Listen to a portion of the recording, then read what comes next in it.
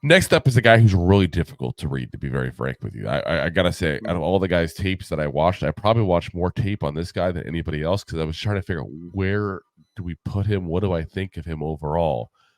And that's Cedric Gray out of North Carolina.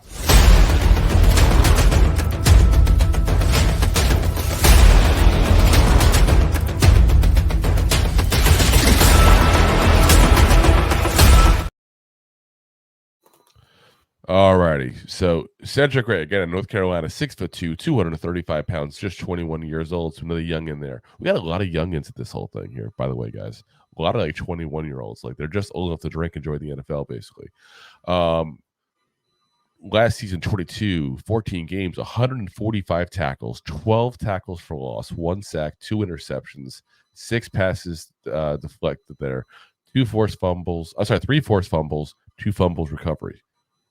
This past season, 12 games, 121 tackles, 11 tackles for loss, 5 sacks, 4 passes deflected, 2 forced fumbles, 2 fumbles recovered, and a 74.0 PFF grade. Don't forget about his interception. Oh, yeah, interception. It's a good thing I have the notes here with you as well. Yeah. As far as where he's at snap-wise, listen, this guy played a lot. This is that guy that just never came off the field. That's part of why he has such a high tackle number. 24 snaps at the line, 76 at slot, 3 at corner, 773 in the box, and 1 deep. This is a guy that there's a lot of pros to. But I watch it, and I also go, there's a lot of cons. And I wonder, are those cons limitations he has? Are those cons things that just need to be coached up? And I can't tell, to be very frank with you. This is a guy that he could become a Pro Bowl linebacker, and it wouldn't shock me. He could become a backup in this league, it wouldn't shock me. He has that high of ceiling to floor to me. He really does. Yeah. Pros, I mean, yeah, go over the pros and cons. Pros with him. He's very instinctive. He's good in pursuit. He's got a great burst and acceleration. As far as the cons, not a great blitzer. We talked about the 1 sack in 22. He did manage to get 5 in 23 there.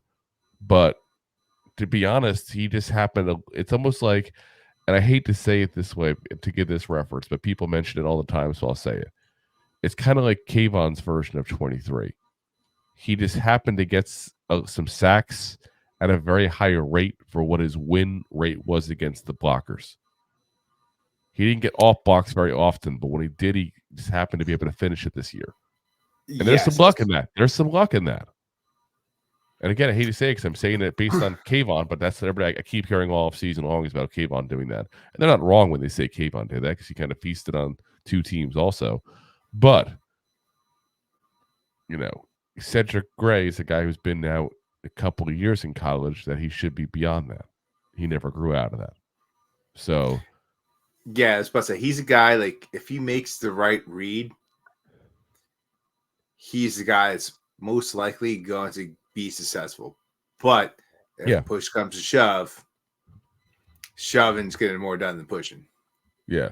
And he needs to get better also in drop back coverage.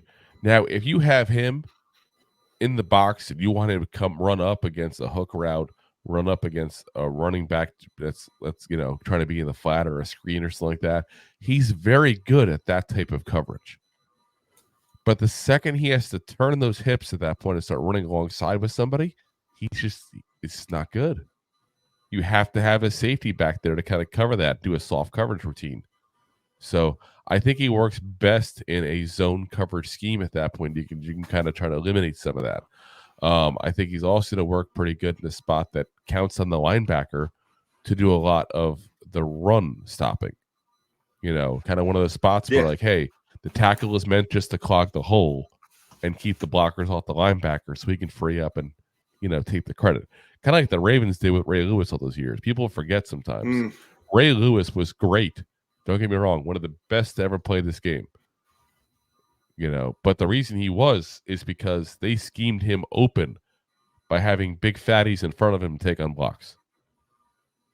It was a brilliant scheme. That's why it's worked so well for so many years and continues to work now all these years later, since he's retired with new people. But that's the kind of system I think Cedric Gray needs at that point. If he went to Baltimore, it'd actually be a very good fit now that we're talking about that. I didn't even think about that before. I didn't think of that reference ahead of time. But yeah, he'd be a great fit there, I think. Again, I think worst case scenario, he's a good backup and an excellent special teamer.